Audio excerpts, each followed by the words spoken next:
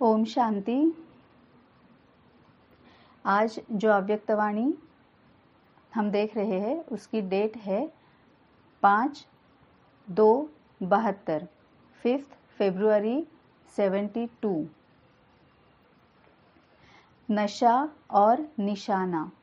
आज बाबा शायद हमें ये बताने वाले हैं कि हमारा नशा क्या होना चाहिए और वो नशा वैसा कब होगा जब हमें ये पता हो कि हमारा निशाना क्या है। क्योंकि नशा और निशाना, अगर हम लौकिक में भी अगर हम देखेंगे तो नशा और निशाना इसका बहुत गहरा संबंध है ना। निशाना मतलब ये है कि हमारा एम क्या है, गोल क्या है, हमारा ध्येय क्या है ना। अगर मैंने ये डिसाइड किया है कि मैं डॉक्टर बनूंगी तो वो मेरा निशाना है, वो मेरा गोल है, वो मेरा एम है, वो मेरा ध्येय है ना। और जो मेरा निशाना होगा उसके अकॉर्डिंग मेरा नशा होगा। या फिर हम ये भी कह सकते हैं कि अगर मेरा निशाना पक्का है, अगर मुझे पक्का पता है कि मुझे क्या बनना है, तो फिर मेरा नशा उतना चढ़ा हुआ रहेगा। या फिर ये भी कह सकते हैं अदर वे राउंड, अगर मेरा नशा चढ़ा हुआ है, मुझ में अगर वो नशा है, तो फिर मैं निशाने तक पक्का पहुंचूंगी, है ना। तो देखते हैं कि आज बाबा नशा और निशाना इसका मतलब क्या बताते हैं। नशा और निशाना। 1 सेकंड में अपने को अपने संपूर्ण निशाने और नशे में स्थित कर सकते हो।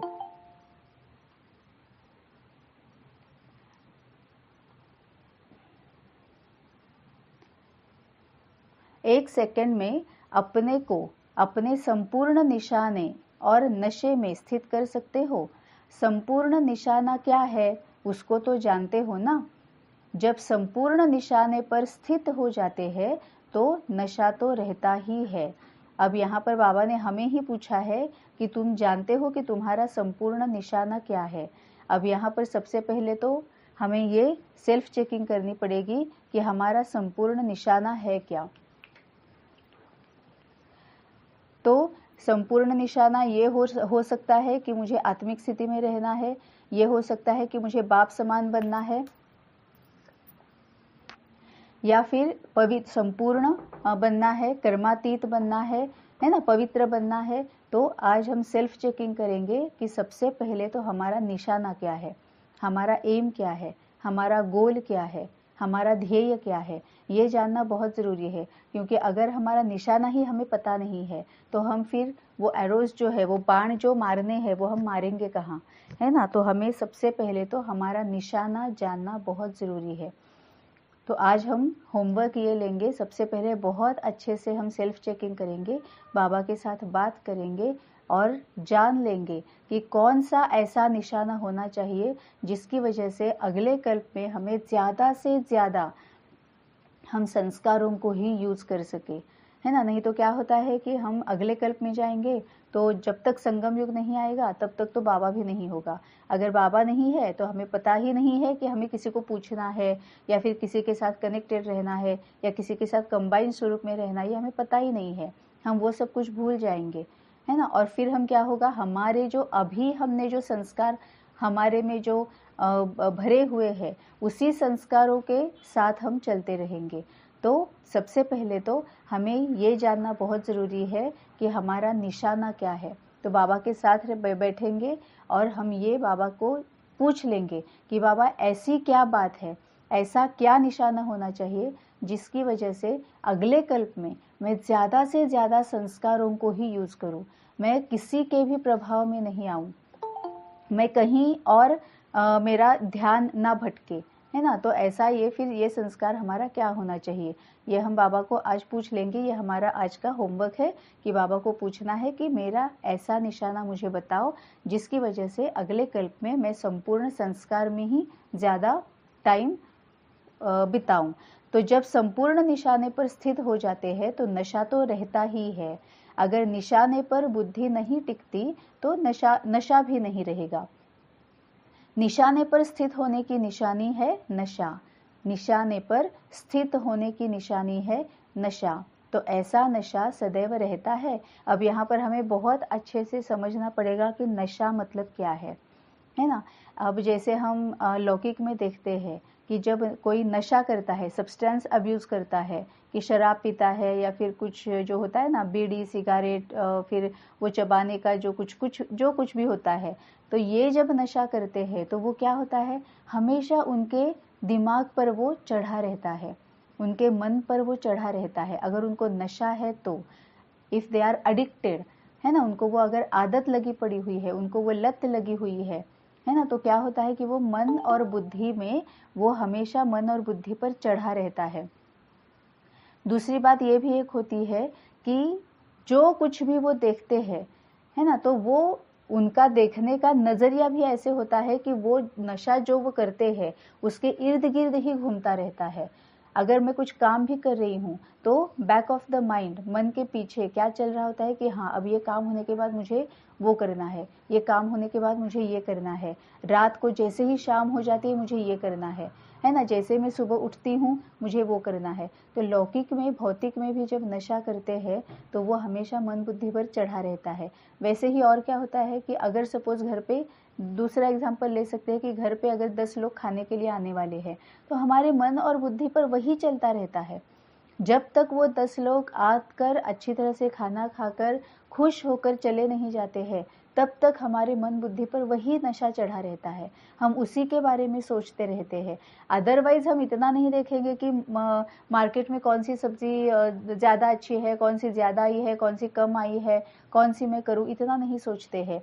लेकिन जब अगर कोई खाने पे आने वाला है तो मेन्यू का क्या बनाना है, कौन सा मेनू अच्छा लगेगा, उनको क्या अच्छा लगता है, कौन सा सीज़न है, अभी जो सीज़न चल रहा है उसमें मुझे कौन सी सब्ज़ी अच्छी मिल सकती है ना, किस मेन्यू के साथ कौन सा, मतलब जब हम मेन्यू सेट करते हैं तब भी हम ये सोचते हैं कि इसके साथ ये जाएगा या नहीं जाएगा, है ना, तो वो भी हम सब कुछ सोचते हैं। तो इतना पूरा हम मन बुद्धि उसमें डालते हैं, है ना। अदरवाइज हम जब रोज़ का खाना खाते हैं हम इतना ध्यान नहीं देते हैं, वो हमारा सिर्फ एक हम परसीव करते हैं कि आज कौन सी दाल बनानी है, कौन सी सब्जी बनानी है, कौन सी रोटी बनानी है ना, फिर रायता कौन सा बनाना है, स्वीट में कुछ बनाना है नहीं बनाना है ना, इतना ही सब कुछ ऊपर ऊपर का होता है। लेकिन जब कोई आने वाला रहता है, मतलब हमारा कोई अगर एम है कि हाँ 2 दिन के बाद 10 लोग खाने पे आने वाले हैं, तो वो नशा चढ़ा रहता है, हम पूरा उसमें ही, उसके ही ऊपर हम सोचते रहते हैं, मन और बुद्धि में वो हमेशा चलता रहता है। और फिर हमारा उसकी वजह से बिहेवियर भी चेंज हो जाता है, हम और ज़्यादा सटीक तरीके से सोचते हैं, है ना। घर सेट करना हो, जो अगर उनको इनवाइट करना है तो किस तरह से इनवाइट किया है कि नहीं किया है ना। फिर हमारा मूड भी चेंज हो जाता है, वो गलत तरीके से चेंज हो जाता है। अगर 10 लोग खाने पे आने वाले हैं तो हमारा फिर काम बढ़ जाता है, तो बच्चे को डांट दिया, युगल को डांट दिया, और घर पे कोई है, बीच में कोई है तो उसको डांट दिया, मूड भी चेंज हो जाता है ना। लेकिन ये भौतिक और लौकिक का है। वैसे ही बाबा बोलता है अब तुम अलौकिक में आए हो, अब ये तुम्हारा अलौकिक जन्म है ना। तब अलौकिक जन्म में तुम्हारा निशाना क्या है और उसके अकॉर्डिंग क्या तुम उस नशे में हो। अगर हमारा निशाना है कि बाप समान बनना, तो क्या वही हमारे मन बुद्धि पर चलता रहता है कि बाबा मतलब कौन है, वो क्या करता है, उसके कर्तव्य क्या है, वो अपने कर्तव्य कैसे निभाता है, वो हमारे साथ बात कैसे करता है, जब वो हमारे साथ बात करता है तो उसकी स्थिति कैसे रहती है ना। हमारे साथ बात करने के लिए, मतलब अभी वो तो आत्मा है, हम तो पूरे देह अभिमानी है, वो तो पूरा देही अभिमानी है। तो हमारे साथ बात करने के लिए उसने अपने आप को कहाँ पर चेंज किया है, अपने आप को कहाँ पर उसने मोल्ड किया है, कैसे मोल्ड किया है ना, कि कितना प्यार से वो हमें समझाता है। सामने वाले को हमारे ऊपर भरोसा आने के लिए वो क्या करता है ना, कि क्यों हम उसके ऊपर इतना भरोसा करने लगे, क्यों हमें उससे इतनी शांति मिलती है, सुख की महसूसता होती है, आनंद की महसूसता होती है। तो इसके लिए उसने क्या किया, है ना। अगर हमारा बाप समान बनने का निशाना है तो इन सभी के बारे में हमें सोचना भी पड़ेगा, मनन चिंतन करना पड़ेगा, बाबा के साथ बैठकर बाबा के साथ बात भी करनी पड़ेगी, अकॉर्डिंगली हमारा बिहेवियर भी चेंज करना पड़ेगा। क्योंकि अगर नशा होता है तो हमारा बिहेवियर भी चेंज हो जाता है। बाप समान बनना है तो मेरा बिहेवियर कैसे होना चाहिए, पूरा शांति के साथ, समझदारी के साथ, रहम दिल बनकर, निमित्त मात्र बनकर, निर्मल स्वभाव के साथ, निर्माण चित्त बनकर, है ना। इस तरह से हमारा बिहेवियर भी इस तरह से होना चाहिए। फिर हमें आत्मिक स्थिति में रहना चाहिए, मूड भी चेंज हो जाते हैं। अब मूड चेंज हो जाते हैं मतलब हमारे पॉजिटिवली होंगे। पहले हम बहुत ज़्यादा गुस्सा करते थे, क्रोध करते थे, हमें ईर्ष्या होती थी, हमें अहंकार होता था, है ना, हमें आलस्य आता था। लेकिन अब हमारा मूड चेंज हो जाता है कि नहीं, मुझे ये सेवा करनी है, अब मुझे अपने आप में ये चेंजेस करने हैं, अब मुझे सेल्फ चेकिंग करना है। मुझे छोटी छोटी बातें भी अगर मुझ में है, वंश अंश मात्र भी अगर रहा हुआ है, तो वो क्या है, वो मुझे चेंज करना है। इसके लिए मेरे पास्ट एक्सपीरियंस भी हम चेक करते हैं ना, कि पास्ट में मैं क्या करती थी, अब बाबा आया है, अब मुझे बाप समान बनना है, अब मुझे उसमें क्या चेंजेस करने हैं। पहले मैं रिएक्ट करती थी, प्रतिक्रिया देती थी, है ना, अब मुझे रिस्पॉन्ड करना है, अब मुझे प्रतिसाद देना है ना। तो हम हमेशा उसी में ही रहते हैं, मन और बुद्धि पर वही चढ़ा रहता है, हमारा बिहेवियर वैसे ही चेंज हो जाता है, हमारा मूड भी वैसे ही चेंज हो जाता है ना। तभी बाबा बोलता है कि संपूर्ण निशाना क्या है उसको तो जानते हो ना। जब संपूर्ण निशाने पर स्थित हो जाते हैं तो नशा तो रहता ही है। अगर निशाने पर बुद्धि नहीं टिकती तो नशा भी नहीं रहेगा। अगर निशाने पर बुद्धि नहीं टिक रही है, 10 लोग खाने पे आने वाले हैं, लेकिन हम कैजुअली अगर ले रहे हैं, हमने उसको सीरियसली नहीं लिया है कि हाँ बस ठीक है ना, आ रहे हैं, उसमें इतना क्या है, ऐसे अगर हमने किया तो क्या वो जो उनका जो एक उनका आदरातिथ्य जो करना है, उनको आने के बाद जो उनकी सेवा करनी है, क्या वो ठीक तरह से हो पाएगी? नहीं हो पाएगी, क्योंकि हमारा निशाने पर फोकस नहीं है। तो अगर निशाने पर बुद्धि नहीं टिकती तो नशा भी नहीं रहेगा। बाप समान बनना ये अगर निशाना है, लेकिन अगर हमारी उस पर बुद्धि टिकी हुई नहीं है, हमेशा अगर मन और बुद्धि में नहीं चल रहा है कि मुझे बाप समान बनना है, तो हमारा नशा भी वैसा नहीं रहेगा। अगर निशाने पर बुद्धि नहीं टिकती तो नशा भी नहीं रहेगा। निशाने पर स्थित होने की निशानी है नशा। निशाने पर स्थित होने की निशानी है नशा। तो यहाँ तो ऐसा नशा सदैव रहता है। मतलब अब यहाँ पर बाबा बोल रहा है अपने आप को चेंज करने के, अपने आप को चेक करने के लिए कि तुम्हारा ये जो निशाना जो तुम्हारा है वो क्या है। अगर वो तुमने निशाना अगर तुम्हें पक्का पता है क्या है, तो क्या वो नशा तुम्हें रहता है। इसका ही मतलब क्या है, अगर तुम्हें बाप समान बनना है, अगर तुम्हें आत्मिक स्थिति में रहना है, अगर तुम्हें संपूर्ण पवित्र बनना है ना, तो तुम्हें संपूर्ण बनना है, कर्मातीत बनना है, तो तुम्हारे चाल चलन से वो दिखता है, सूरत सीरत से वो दिखता है। सूरत से मतलब हर्षित मुख, सदा हर्षित मुख रहते हैं हम, सदा अंडरस्टैंडिंग रहते हैं हम, एकदम मतलब बेफिक्र बादशाह रहते हैं। अदरवाइज हमारा क्या होता है कि अगर हमें हमारे ऊपर कोई भी जिम्मेवारी होती है ना, अगर हम उसकी चिंता करते हैं या परेशान हो जाते हैं, या अगर उसकी वजह से हम थोड़े से टेंशन में अगर है, स्ट्रेस में अगर है, तो हमारे सभी मसल्स कॉन्ट्रैक्ट हो जाते हैं, हम एकदम रिलैक्स्ड नहीं दिखते हैं। तो क्या चेहरे पर वो रिलैक्सेशन दिखता है? हम ये हर एक एक घंटे में ये हमें चेक करना चाहिए कि क्या मेरे मसल्स बहुत ज़्यादा कॉन्ट्रैक्ट हुए हैं, मैंने बहुत अपने आप को ऐसे खींच के रखा हुआ है। क्योंकि हमारे चेहरे के मसल्स, हमारे बॉडी के मसल्स, हमारे शोल्डर के मसल्स, वो सब खींचे हुए रहते हैं। इसका पक्का मतलब ये है कि मैंने जिम्मेवारी बाबा के ऊपर नहीं सौंपी है। ये जिम्मेवारी मैंने अपने ही सर पर, अपने ही शोल्डर्स पर ली हुई है, अपने कंधे पर ही ली हुई है। हर एक आधा घंटा, 1 घंटा, थोड़ी थोड़ी देर के बाद ये निरंतर चेक करना चाहिए कि क्या मैं बहुत ज़्यादा स्ट्रेस में हूँ, मेरे मसल्स बहुत ज़्यादा स्ट्रेस में है, पढ़ाई करनी है, घर का काम करना है, बच्चे को संभालना है, युगल के साथ बात करनी है, इन लॉज घर पे है उनके साथ निभाना है ना, या फिर बाबा की जो विधियाँ बताई हुई है वो विधियाँ करनी है, अमृत वेले उठना है, सेवा करनी है। अगर मैंने अपने ऊपर जिम्मेवारी ली है तो मेरे मसल कॉन्ट्रैक्ट रहते हैं, खींचे हुए रहते हैं। हर थोड़ी थोड़ी देर के बाद चेक करते रहना चाहिए कि क्या मैं रिलैक्स्ड हूँ, मैं बेफिक्र बादशाह हूँ, क्योंकि मुझे बेफिक्र ही रहना है। पूरी फिक्र मुझे बाबा पर सौंप देनी है कि बाबा मुझे ये सेवा करनी है, अब तुम मुझे बताओ कि मुझे कब, कैसे, क्या और कहाँ करना है। तुम मुझे जैसे जैसे बताते जाओगे वैसे वैसे मैं करती जाऊंगी। बाबा मुझे ये करना है, तो अब तुम मुझे बताओ कि मुझे वो किस तरह से, युगल के साथ बात करनी है, बच्चों की पढ़ाई लेनी है। अब बच्चों की पढ़ाई लेनी है तो मुझे बताओ कि मुझे उनके साथ कब बात करनी है, कैसे बात करनी है। लेकिन ये जब हम बाबा को कहते हैं, बाबा को पूछते हैं, तब उसको सुनना भी उससे भी ज़्यादा इम्पॉर्टेंट है, उसको सुनना भी है। बाबा को सुनना है और जो भी बाबा बताता है वो उसको फॉलो भी करना है, उसको एक्शन में भी लाना है। तो निशाने पर स्थित होने की निशानी है नशा। तो ऐसा नशा सदैव रहता है। क्या हम रिलैक्स्ड दिखते हैं? क्या हम हर्षित मुख दिखते हैं? बेफिक्र बादशाह दिखते हैं? हम बहुत समझदारी से व्यवहार में आते हैं? हम सबके साथ रहमदिल बनकर हम सबके साथ व्यवहार में आते हैं? क्या अंदर से हम पूरे निर्मल स्वभाव के हैं? क्या अंदर से हमें पता है हम निर्माण चित्त है? मतलब निर्माण तो होना ही है। जो कुछ भी मैं कर रही हूँ वो बाबा ने निमित्त बनाकर मुझसे बाबा करा रहा है, तो मैं निमित्त मात्र हूँ। तो क्या ये निमित्त मात्र जो एक अंदर से जो एक खुशी जो होती है, मैं निमित्त हूँ, ये वाली खुशी जो होती है, ये वाला जो हल्कापन होता है, क्या मैं हमेशा ऐसे रहती हूँ? क्या मैं निर्माण चित्त रहती हूँ कि मैं तो कर रही हूँ लेकिन पता नहीं ये होगा नहीं होगा, कब होगा, कितना होगा, किस तरह से होगा, वो मेरी जिम्मेवारी है ही नहीं।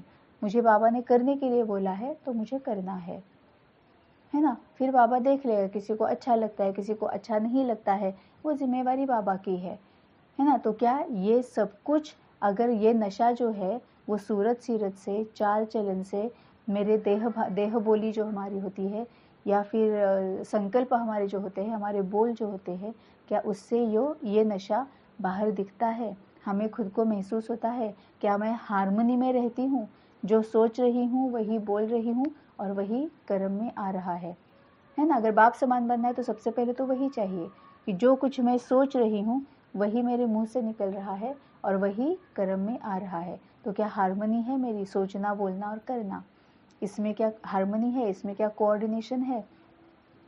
तो बाबा बोलता है कि ऐसा नशा सदैव रहता है। और बाबा सदैव बोलता है, मतलब कभी रहता है कभी नहीं रहता है ये नहीं। बाबा बोलता है कि अब टाइम बहुत कम बचा है, समय बहुत कम बचा है, तो ये निरंतर रहना चाहिए। निरंतर मतलब जहाँ पर अंतर नहीं है, बाबा के साथ अंतर नहीं रखना है। जो स्वयं नशे में रहते हैं वह दूसरों को भी नशे में टिका सकते हैं। बाबा ने ये तो कई बार बोला है ना कि पहले धारण करना है फिर कराना है ना। पहले समझना है फिर समझाना है, पहले पढ़ना है फिर पढ़ाना है। नहीं तो फिर बाबा जैसे बोलता है वैसे हमारे बुद्धि तक आ जाता है, आत्मा तक अभी पहुंचा भी नहीं है, लेकिन हम दूसरों को बताना शुरू कर देते हैं, है ना। बुद्धि में ही रहता है, वो आत्मा तक पहुंचता ही नहीं है। जब आत्मा तक पहुंचता है तो ऑटोमेटिकली हम बाबा को पूछे बगैर हम कुछ करते ही नहीं है, बाबा ही हमसे कराता है। जब नॉलेज भी जो है, जो नशा जो है वो अगर आत्मा तक पहुंचता है, ऑटोमेटिकली हम बाबा के साथ कनेक्टेड रहते हैं और फिर जो बाबा चाहता है वैसा वैसा होते जाता है। तो जो स्वयं नशे में रहते हैं वह दूसरों को भी नशे में टिका सकते हैं। ये तो हम सब ने एक्सपीरियंस पहले भी किया है, अभी भी कर रहे हैं। सबको बहुत ये रहता है, एक मतलब क्यूरियोसिटी रहती है कि तुम इतने आराम से कैसे रहते हो, मतलब तुम्हें टेंशन नहीं होती है, तुम्हारा बेटा या बेटी क्या कर रहे हैं, वो कैसे करेंगे, उनका भविष्य कैसे है, या फिर अपना खुद का भविष्य कैसे है, तुम्हें कोई टेंशन नहीं रहती है ना। ये सभी पूछते हैं ना, हम हमें अगर देखते हैं कोई तो सबको ऐसे लगता है कि हम एकदम रिलैक्स्ड है, चिल है एकदम हम, है ना। तो इसका मतलब क्या है कि वो फिर हमारी तरफ आकर्षित होते हैं। क्यों? क्योंकि ये बाबा ने जो हमें संस्कार दिए हुए हैं, बताए हुए हैं, सिखाए हुए हैं, वो संस्कारों को हमने धारण किया है। तो ऑटोमेटिकली हमें निमित्त बनाकर वो बाबा तक पहुंचते हैं, क्योंकि वो पूछने के लिए आती ही है ना कि कैसे तुम इतने आराम से रहते हो।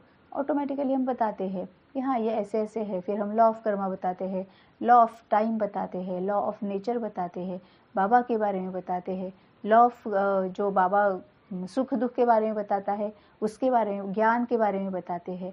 ऑटोमेटिकली वो बाबा की तरफ खींचते हैं। तो जो स्वयं नशे में रहते हैं वह दूसरों को भी नशे में टिका सकते हैं। जैसे कोई हद का नशा पीते हैं तो उनकी चलन से, उनके नैन चैन से कोई भी जान लेता है इसने नशा पिया हुआ है। इसी प्रकार यह जो सभी से श्रेष्ठ नशा है, जिसको ईश्वरीय नशा कहा जाता है, इसी में स्थित रहने वाला भी दूर से दिखाई तो देगा ना। दूर से ही वह अवस्था इतना महसूस करे, यह कोई ईश्वरीय लगन में रहने वाली आत्माएं है। बाबा ने यहाँ और एक वर्ड दे दिया, नशा मतलब क्या? लगन। हम उसी लगन में रहते हैं ना कि आज क्या करना है, बाबा के साथ बात करनी है, फिर बाबा से पूछना है कि बाबा आज दिन भर में ऐसे ऐसे ऐसे तो काम है, अब तुम बताओ इसमें क्या चेंजेस करने हैं, है ना। और अकॉर्डिंगली हम बाबा के साथ बात करते जाते, वो लगन में रहते हैं, हम हमेशा लगन में रहते हैं। अगर कोई बहुत ज़्यादा खुश भी जब हम होते हैं, बहुत ज़्यादा खुशी सामने आती है तो हम उसी लगन में रहते हैं। बहुत बड़ा दुख भी सामने आता है, हम बाबा के लगन में रहते हैं। और अगर बहुत बड़ी चिंता भी है तो भी हम बाबा के लगन में रहते हैं, जिसकी वजह से वो दूर से भी महसूस होता है ना। मुझे बिल्कुल याद है कि 1.5 साल हुआ होगा, मेरे फादर ने शरीर छोड़ दिया था। लेकिन वहाँ पर ठीक है, मतलब अब मेरे फादर नहीं है, अब सामने नहीं है, तो उस वक्त की मेरी अवस्था में बिल्कुल बाबा के साथ थी, है ना। लेकिन मुझे ये पता था कि अब मेरे फादर ने देह छोड़ा है, अब वो फिजिकली मुझे सामने कभी नहीं दिखने वाले हैं, है ना। लेकिन फिर भी वो जो एक हमारा बर्ताव जो होता है, हमारी स्थिति जो होती है, वो दूसरों को समझ में आती है कि अरे ये कितना उनके साथ अटैच्ड थे, उनका कितना उनके साथ प्यार था। लेकिन फिर भी ये अभी जो बर्ताव दिखा रहे, अभी जो उनका व्यवहार दिख रहा है, वो कुछ अलग ही है। उनको पता है कि उनको दुख भी हो रहा है, फिर भी वो दुख दिखा नहीं रहे हैं। मतलब वो दुख नहीं महसूस हो रहा है, वो चुभन जैसे नहीं महसूस हो रही है ना। तो वो इस तरह से दूर से ही वो अवस्था इतना महसूस करे कि यह कोई ईश्वरीय लगन में रहने वाली आत्माएं हैं। ऐसे अपने को महसूस करते हो, जैसे आप कहाँ भी आते जाते हो तो लोग देखने से ही समझे कि यह कोई प्रभु की प्यारी न्यारी आत्माएं है। अब ये तो सबसे इम्पोर्टेंट बात यह है कि ये तो तभी समझ में आ जाता है जब हम एकदम रिलैक्स्ड दिखते हैं। हमारा चेहरा और हमारी पूरी जो बॉडी लैंग्वेज होती है ना, वो एकदम हमारी रिलैक्स्ड रहती है। हम खींचे खींचे नहीं रहते हैं, हम तनाव में नहीं रहते हैं, है ना। तो ये तो इमीडिएटली दिख जाता है। ऐसे अनुभव करते हैं, जैसे आप कहाँ भी आते जाते हो तो लोग देखने से ही समझे कि यह कोई प्रभु की प्यारी न्यारी आत्माएं हैं। ऐसे अनुभव करते हैं। भक्ति मार्ग में भी ऐसी आत्माएं होती है।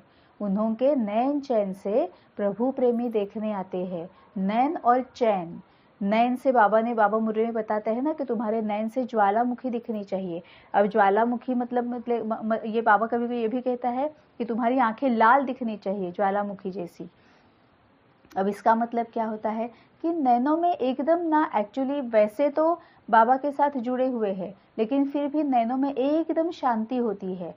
वैसे तो हम जहाँ पर देख रहे हैं, हमारा पूरा वहाँ पर जैसे कि निशाना लगा रहे हैं, आत्मा को देख रहे हैं, बॉडी छोड़ के बॉडी के बीच में जो आत्मा है उसको देख रहे हैं, है ना। इतनी मतलब उसमें एक ये होती है, शक्ति होती है। लेकिन फिर भी किसी को डर नहीं लगता है, किसी को स्ट्रेस नहीं होता है। और चैन, चैन मतलब एकदम रिलैक्स्ड, हर्षित मुख, है ना। हमारा चेहरा, सूरत सीरत जो है, चाल चलन जो है, वो एकदम आराम, हर्षित मुख जो होते, जो बाबा बोलता है वैसे दिखती है। तो नैन चैन से प्रभु प्रेमी में दिखने आते हैं।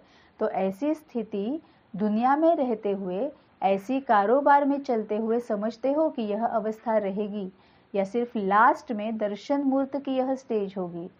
मतलब बाबा का कहने का ये भावार्थ है कि ये तुम जब काम कर रहे हो, फिर वो कोई भी काम हो, जब तुम काम कर रहे हो तब क्या तुम्हारी ये स्थिति दिखती है? अंदर से फील तो होती है, लेकिन क्या दिखती भी है? या फिर वो दर्शन मूर्त की यह स्टेज होगी? क्या समझते हो? क्या अंत तक साधारण रूप ही रहेगा, व यह झलक चेहरों से दिखाई देगी, व सिर्फ लास्ट टाइम जैसे पर्दे के अंदर तैयार हो, फिर पर्दा खुलता है और सीन सामने आकर समाप्त हो जाती है, ऐसे होगा? मतलब बाबा बोलता है कि पहले पहले जितना जल्दी हो सके उतना इस दुनिया के सामने जो स्टेज लगी हुई है उस पर आ जाओ, बाबा को प्रत्यक्ष करने के लिए, है ना। बाबा के रिप्रेजेंटेटिव बनने, बाबा के रिप्रेजेंटेटिव बनकर ये जो दुनिया के सामने स्टेज लगी हुई है, बाबा ने जो स्टेज लगाई हुई है, उस पर आ जाओ। क्योंकि सभी तुम्हें देख रहे हैं और तुम्हें देख के ही वो सीखेंगे। तुम्हारी सूरत सीरत, चाल चलन, तुम्हारा बोलना, सोचना, कर्म में आना, तुम्हारी बॉडी लैंग्वेज, फेशियल एक्सप्रेशंस, इससे ही तुम प्रत्यक्ष हो जाओगे, है ना। ये स्टेज पर तुम जल्दी आ जाओ। या फिर बाबा बोलता है कि या फिर ऐसा होगा कि बिल्कुल लास्ट, एकदम लास्ट का सेकंड है और लास्ट सेकंड तुम आ जाओ, पर्दा खुलेगा और सीन समाप्त हो जाएगी। कहीं ऐसा तो नहीं होगा। कुछ समय यह झलक दिखाई देगी। कई ऐसे समझते हैं कि जब फर्स्ट सेकंड आत्माएं जो निमित्त बनी वही साधारण गुप्त रूप में अपना साकार रूप का पाठ समाप्त कर चले गए, तो हम लोगों की झलक फिर क्या दिखाई देगी? मतलब जो एडवांस्ड पार्टी थी या फिर जो फर्स्ट वाली आत्माएं थी, सेकंड वाली जो आत्माएं थी, तो वो जो निमित्त बनी हुई साधारण गुप्त रूप में अपना साकार रूप का पार्ट समाप्त करके वो जो चले गए, मतलब ये सभी दीदी, ये सभी भाई, बड़ी बहनें, दीदियाँ, दादियाँ, ये जो थी, उन्होंने फिर वो सब अपना काम किया, गुप्त रूप में उन्होंने अपना काम किया। तो हम लोगों की झलक फिर क्या दिखाई देगी? क्या तुम ऐसे समझते हो? लेकिन नहीं, सन शोज फादर गाया हुआ है। अब सन मतलब क्या है? बाबा का हर एक बच्चा, और फादर मतलब बाबा। सन शोज फादर मतलब बाबा का हर एक बच्चा बाबा की प्रत्यक्षता करता है। हाँ, बाबा का हर एक बच्चा बाबा की प्रत्यक्षता करेगा। तो सन शोज फादर गाया हुआ है। तो फादर का शो बच्चे प्रैक्टिकल में लाने से ही करेंगे। अहो प्रभु की पुकार जो आत्माओं की निकलेगी, वह पश्चाताप की लहर जो आत्माओं में आएगी, वह कब और कैसे आएगी? जिन्होंने साकार में अनुभव ही नहीं किया, उन्हों को भी बाप के परिचय से कि हम बाबा के बच्चे हैं, यह कब मानेंगे कि बरोबर बाप आए लेकिन हम लोगों ने कुछ नहीं पाया?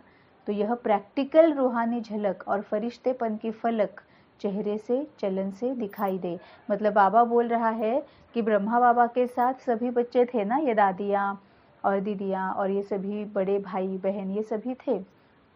लेकिन बाबा बोल रहा है कि तुम्हें देखकर अब वो तुम उनकी प्रत्यक्षता करोगे। अब तो साकार में ब्रह्मा बाबा तो है नहीं, है ना? तो बाप और दादा इनकी प्रत्यक्षता हम करेंगे, हमारे चाल चलन से होगी, हमारे रूहानी झलक, प्रैक्टिकल रूहानी झलक और फरिश्तेपन की फलक चेहरे से, चलन से दिखाई दे।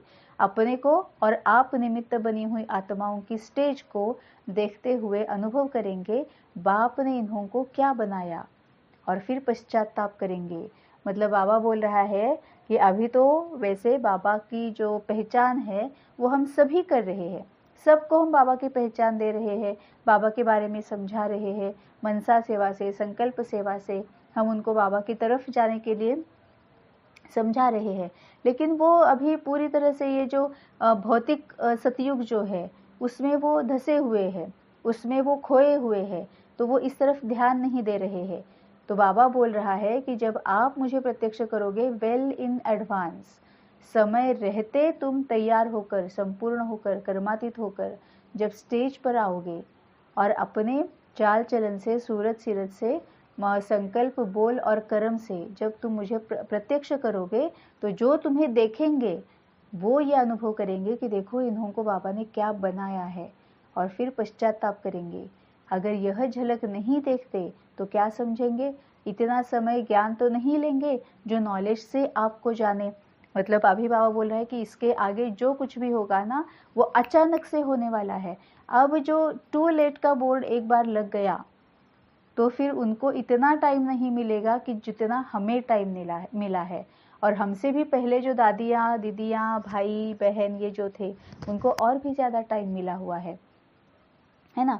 कई बार हमारे मन में भी आया था ना पहले, अब तो नहीं आता है, लेकिन पहले हमारे मन में भी आता था कि हाय हाय मैं ब्रह्मा बाबा के टाइम पे क्यों नहीं थी, काश अगर मैं ब्रह्मा बाबा के टाइम पे होती, काश अगर मैंने ब्रह्मा बाबा को सामने से देख लिया होता, सामने सामने देख लिया होता, इन पर्सन देख लिया होता, है ना? कई बार दिमाग हमारे मन में आता था। बाबा बोलता है यही उनके मन में आएगा कि क्या इनको बनाया हुआ है और ये कैसे बने हुए हैं, ये उनके मन में आएगा, वो फिर पश्चाताप करेंगे।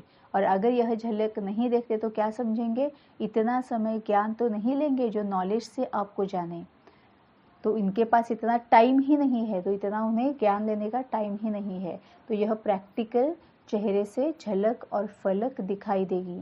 बाप के तो महावाक्य ही है कि मैं बच्चों के आगे प्रत्यक्ष होता हूँ, लेकिन विश्व के आगे कौन प्रख्यात होंगे? वह साकार में बाप का कर्तव्य था, प्रैक्टिकल में बच्चों का कर्तव्य है प्रख्यात होने का, और बाप का कर्तव्य है बैकबोन बनने का, गुप्त रूप में मददगार बनने का। कितना ब्यूटीफुली बाबा ने इसमें बताया है कि बाप के तो महावाक्य ही है कि बच्चों के आगे मैं प्रत्यक्ष होता हूँ। मतलब जिन्होंने बाबा को सही समय पर, समय रहते बाबा को पहचाना, जाना, माना, पूरा भरोसा किया और बाबा का हाथ पकड़कर चलने लगे, वो बाबा के सपूत बच्चे हैं। और ऐसे बच्चों के आगे बाबा पक्का प्रत्यक्ष होगा। बाबा ने ये बोला है कि मेरा महावाक्य ही है, बाप के तो महावाक्य ही है कि मैं बच्चों के आगे प्रत्यक्ष होता हूँ। तो जो बाबा को जानकर, समझकर, मानकर बाबा का हाथ पकड़कर चल रहे हैं, उनके सामने बाबा प्रत्यक्ष होता ही है। लेकिन विश्व के आगे कौन प्रख्यात होंगे? क्योंकि बाबा को तो देह नहीं है ना, शिव बाबा को देह नहीं है, तो विश्व के आगे कौन प्रख्यात होंगे? वह साकार में बाप का कर्तव्य था, मतलब ब्रह्मा बाबा का कर्तव्य था जब ब्रह्मा बाबा साकार में थे।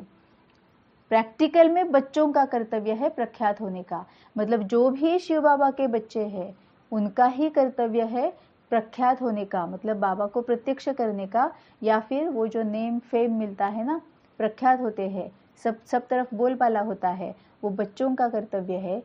और बाप का कर्तव्य है बैकबोन बनने का। यहाँ पर हम ऐसे ही हमें लेना है कि जब तक हम शिव बाबा को बैकबोन नहीं बनाते हैं तब तक हम खड़े रह ही नहीं पाते हैं। बैकबोन मतलब क्या है? हमारे पीठ की जो हड्डी, रीढ़ की जो हड्डी होती है ना, बैकबोन पूरा मणका मराठी में जिसको बोलते हैं, है ना, पूरा यहाँ गर्दन से नीचे तक, टेल बोन तक जो हमारा बैकबोन होता है, वही पूरा है कि हम किस तरह से बैठते हैं, किस तरह से खड़े रहते हैं, किस तरह से हम झुक पाते हैं, कितना झुक पाते हैं, कितना स्ट्रेट बैठ पाते हैं, कितनी देर तक स्ट्रेट बैठ पाते हैं, कितना देर तक चल सकते हैं, वो बैकबोन पर ही ज़्यादा डिपेंडेंट रहता है। बैकबोन अगर हमारा स्ट्रांग है, उसमें अगर स्ट्रेंथ है, तो हमें चलने फिरने दौड़ने कोई प्रॉब्लम नहीं आती है। तो बाबा बोलता है कि प्रैक्टिकल में बच्चों का कर्तव्य है प्रख्यात होने का और बाप का कर्तव्य है बैकबोन बनने का। इसका ही मतलब यह है कि अगर हम बाबा को बैकबोन नहीं बनाएंगे तो ना हम चल पाएंगे, दौड़ पाएंगे, उड़ पाएंगे, ना बैठ पाएंगे, कुछ नहीं होगा। तो बाबा को बैकबोन बनाना है। इसका मतलब क्या है बैकबोन? इसका मतलब ये भी है कि बैक ऑफ द माइंड हमेशा बाबा के साथ बात करते रहनी है। बैक ऑफ द माइंड हमेशा बाबा को पूछते रहना है और जो बाबा कहता है उसको सुनते रहना है, और जो बाबा ने सुनाया है, बाबा ने जो बताया है, उसको ही एक्शन में लाना है। तो बाप का कर्तव्य है बैकबोन बनने का, गुप्त रूप में मददगार बनने का। तभी तो बाबा को निरहंकारी बोला जाता है ना। सबसे बड़ा निरहंकारी तो एक बाबा ही है, क्योंकि करता वही सब कुछ है लेकिन पाते हम है। नाम हमारा होता है, प्रसिद्धि हमको मिलती है, प्रख्यात हम होते हैं, लेकिन करने वाला है बाबा। लेकिन जो बाबा से कनेक्टेड रहेंगे, बाबा से पूछते रहेंगे, बाबा से लेते रहेंगे, वही आगे चल पाएंगे। इसीलिए ऐसे भी नहीं कि जैसे माता पिता का गुप्त पाठ चला वैसे ही अंत तक गुप्त वातावरण रहेगा। जय जयकार शक्तियों की गाई हुई है और अहो प्रभु की पुकार बाप के लिए गाई हुई है। आप लोग आपस में भी एक दो के अनुभव करते होंगे। जब विशेष अटेंशन अपने निशाने व नशा का रहता है तो भले कितने भी बड़े संगठन में बैठे होंगे तो भी सभी को विशेष कुछ दिखाई जरूर देगा। क्योंकि बाबा ने अभी बताया ना कि मतलब बाबा ही बैकबोन है। अगर हम बाबा को बैकबोन की तरह लेंगे, उनकी मदद लेंगे, तभी हम कुछ बन पाएंगे या प्रत्यक्ष कर पाएंगे। तभी बाबा बोलता है कि निशाने का व नशा रहता है तो भले कितने भी बड़े संगठन में बैठे होंगे तो भी सभी को विशेष कुछ दिखाई जरूर देगा कि इनके पास कुछ तो अलग है। महसूस करेंगे कि यह समय याद में बहुत अच्छा बैठे, क्योंकि हमारा फोकस है ना, निशाने पर फोकस है, तो नशे में हम बैठ पाएंगे। अभी जो साधारण अटेंशन है वह बदलकर नेचुरल विशेष अटेंशन हो जाएगा और चेहरे से झलक फलक दिखाई देगी। सिर्फ स्मृति को शक्तिशाली बनाना है। अब इसका मतलब क्या है? ये नशा किधर होता है? स्मृति में ही होता है ना, फिजिकली तो नहीं होता है। निशाना कहाँ पर होता है? मन में ही होता है, बुद्धि में ही होता है। और नशा कहाँ होता है? वहीं पर होता है। मतलब स्मृति जो है उसको शक्तिशाली बनाना है, उसको शक्तिशाली बनाना है। इसका मतलब क्या है कि हमेशा, हर क्षण, हर सेकंड, हर समय बाबा को पूछ कर ही कदम उठाना है। ओम शांति।